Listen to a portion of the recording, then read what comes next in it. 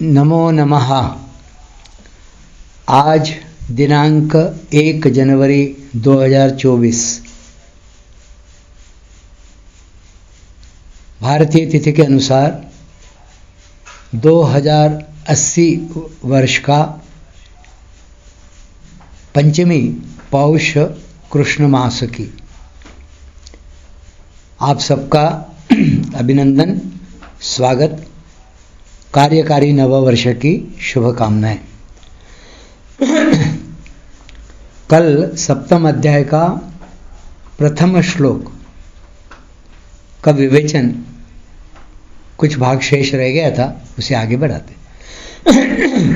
असंशयम समग्रम माम, जिसका मन भगवान में आसक्त हो गया है, जो सर्वथा भगवान के आश्रित हो गया है और जिसने भगवान के संबंध को स्वीकार कर लिया है, ऐसा पुरुष भगवान के समग्र रूप को जान लेता है। अर्थात सगुण, निर्गुण, साकार व निराकार, अवतार व अवतारी और शिव, गणेश, सूर्य, विष्णु आदि जितने रूप हैं उन सबको वह जान लेता है। भगवान अपने भक्त की बात कहते कहते आघाते नहीं हैं और कहते हैं कि ज्ञान मार्ग से चलने वाला तो मेरे को जान सकता है और प्राप्त कर सकता है, परंतु भक्ति से तो मेरा भक्त समग्र रूप से जान सकता है और इष्ट का अर्थात जिस रूप से मेरी उपासना करता है उस रूप का दर्शन भी कर सकता है। यथा ज्ञास्यसि तच्छृणु, यहाँ यथा पद से प्रकार बताया गया है कि तू जिस प्रकार जान सके वह प्रकार भी कहूँगा, और तत्पद से बताया गया है कि जिस तत्व को तू जान सकता है उसका मैं वर्णन करता हूँ, तो सुन।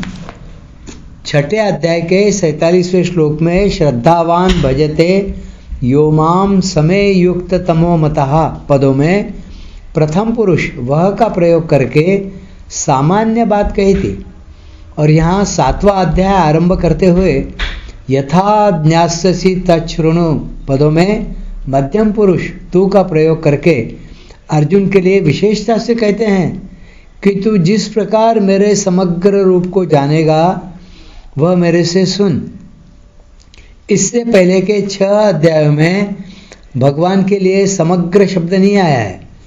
चौथे अध्याय के 23वें श्लोक में यज्ञायाचरतः कर्म समग्रम प्रविलीयते पदों में कर्म के विशेषण के रूप में समग्र शब्द आया है और यहाँ समग्र शब्द भगवान के विशेषण के रूप में आया है। समग्र शब्द में भगवान का तात्विक स्वरूप सबका सब आ जाता है, बाकी कुछ नहीं बचता। इस प्रथम श्लोक की विशेष बात एक, इस श्लोक में आसक्ति केवल मेरे में ही हो, आश्रय भी केवल मेरा ही हो, फिर योग का अभ्यास किया जाए तो मेरे समग्र रूप को जान लेगा। ऐसा कहने में भगवान का तात्पर्य है कि अगर मनुष्य की आसक्ति भोगों में है और आश्रय रुपए, पैसे, कुटुंब आदि का है तो कर्मयोग, ज्ञान योग, ध्यान योग आदि किसी योग का अभ्यास करता हुआ भी मेरे को नहीं जान सकता।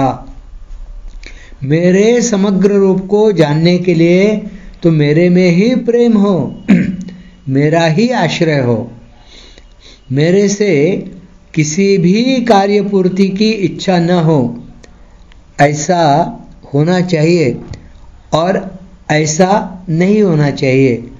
इस कामना को छोड़कर भगवान जो करते हैं वही होना चाहिए और भगवान जो नहीं करना चाहते वह नहीं होना चाहिए।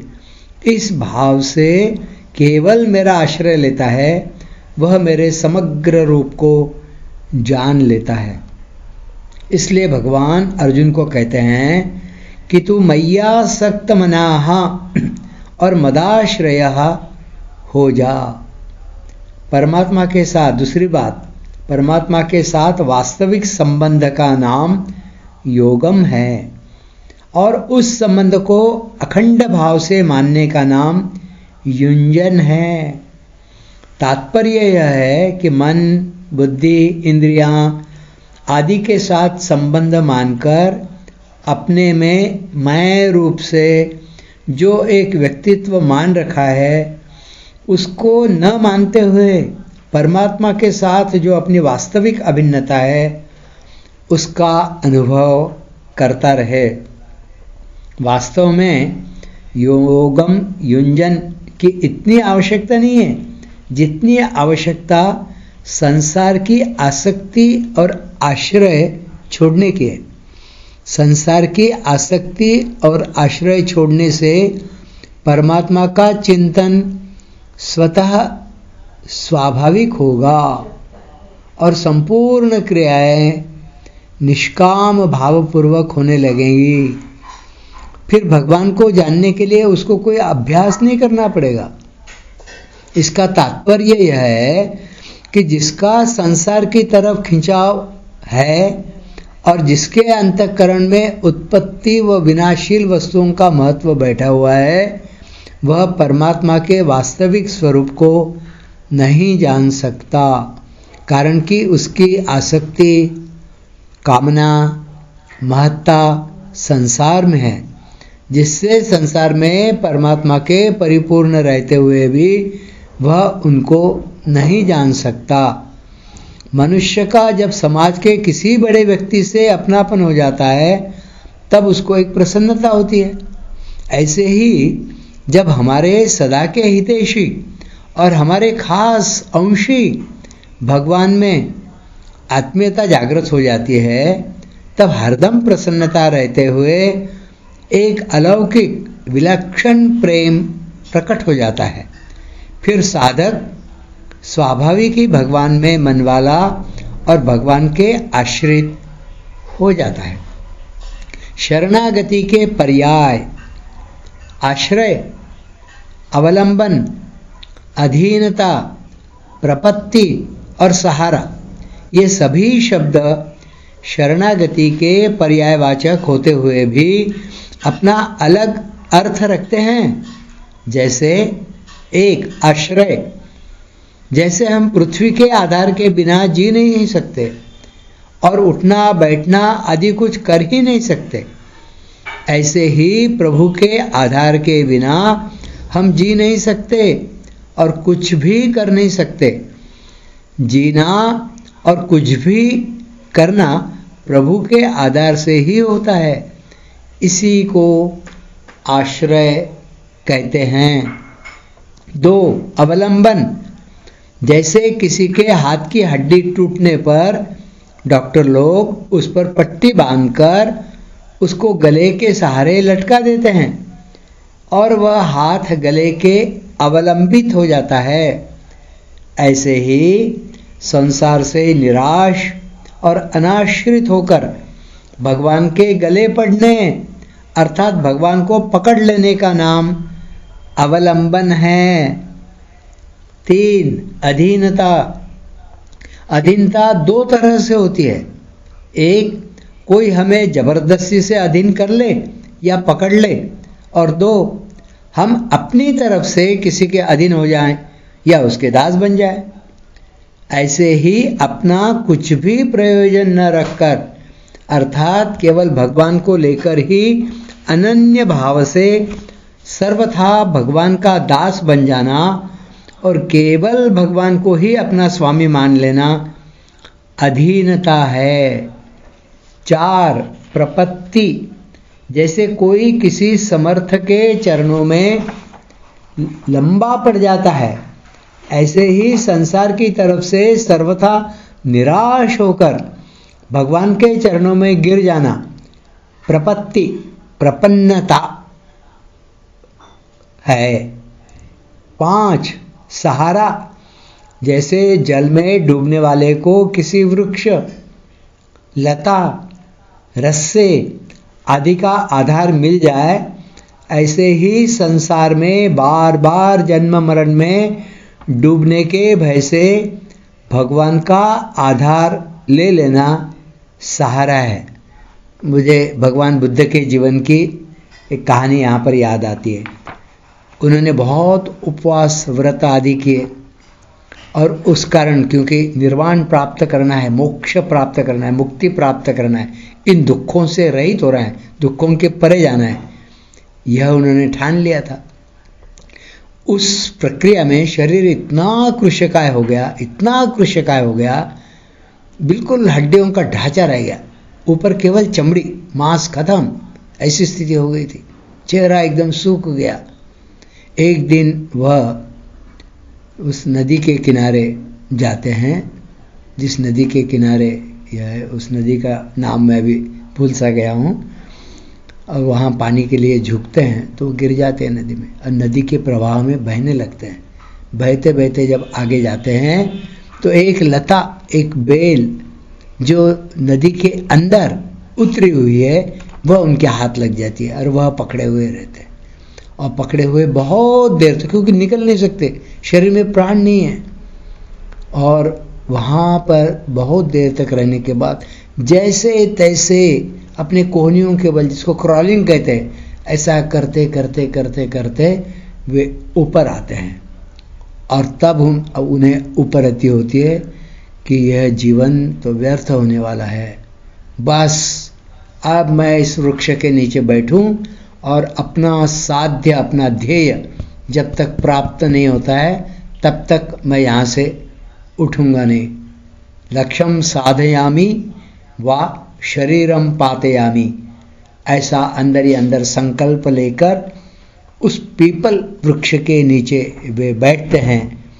और उसी रात्रि को, पूर्णिमा की वह रात्र है, और उसी रात्रि को भगवान बुद्ध को निर्वाण प्राप्त होता है। ऐसा सहारा कभी कभी लेना पड़ता है, जिससे जीवन बचता है तो मुक्ति या मोक्ष अथवा निर्वाण या इस जन्म मरण के चक्र से या दुखों के इस अंबार से मनुष्य छूट सकता है। तो सहारा डूबने वाले को किसी वृक्ष, लता, रस्से आदि का आधार मिल जाए, ऐसे ही संसार में बार बार जन्म मरण में डूबने के भय से भगवान का आधार ले लेना सहारा है।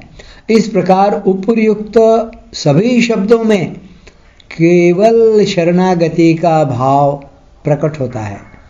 शरणागति तब होती है जब भगवान में ही आसक्ति हो और भगवान का ही आश्रय हो, अर्थात भगवान में ही मन लगे और भगवान में ही बुद्धि लगे। अगर मनुष्य मन बुद्धि सहित स्वयं भगवान के आश्रित समर्पित, आवाज गड़बड़ हो गई है।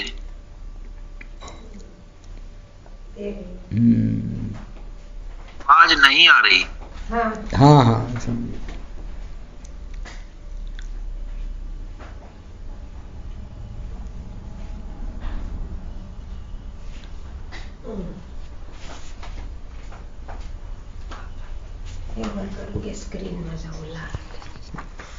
स्क्रीन ऊपर कर लो। भगवान का ही आश्रय हो, अर्थ बुद्धि लगे। अगर मनुष्य कोई पढ़ रहा है, हाँ पढ़ो पढ़ो पढ़ो आश्रय। इस प्रकार उपर्युक्त सभी शब्दों में केवल शरणागति का भाव प्रकट होता है। शरणागति तब होती है जब भगवान में ही आसक्ति हो और भगवान का ही आश्रय हो, अर्थात भगवान में ही मन लगे और भगवान में ही बुद्धि लगे।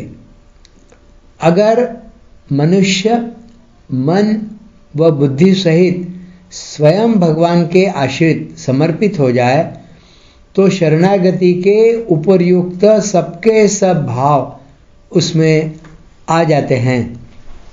मन और बुद्धि को अपने न मानकर ये भगवान के ही है, ऐसा दृढ़ता से मान लेने से साधक मय्यासक्तमनाः और मदाश्रयः हो जाता है। सांसारिक वस्तु मात्र प्रतिक्षण प्रलय की तरफ जा रही है और किसी भी वस्तु से अपना नित्य संबंध है ही नहीं, यह सबका अनुभव है। अगर इस अनुभव को महत्व दिया जाए, अर्थात मिटने वाले संबंध को अपना न माना जाए, तो अपने कल्याण का उद्देश्य होने से भगवान की शरणागति स्वतः आ जाएगी। कारण कि यह स्वतः ही भगवान का है। संसार के साथ संबंध केवल माना हुआ है, वास्तव में संबंध है नहीं, और भगवान से केवल विमुखता हुई है, वास्तव में विमुखता है नहीं। इसलिए माना हुआ संबंध छोड़ने पर भगवान के साथ जो स्वतः सिद्ध संबंध है वह प्रकट हो जाता है। आज यहीं रुकते हैं।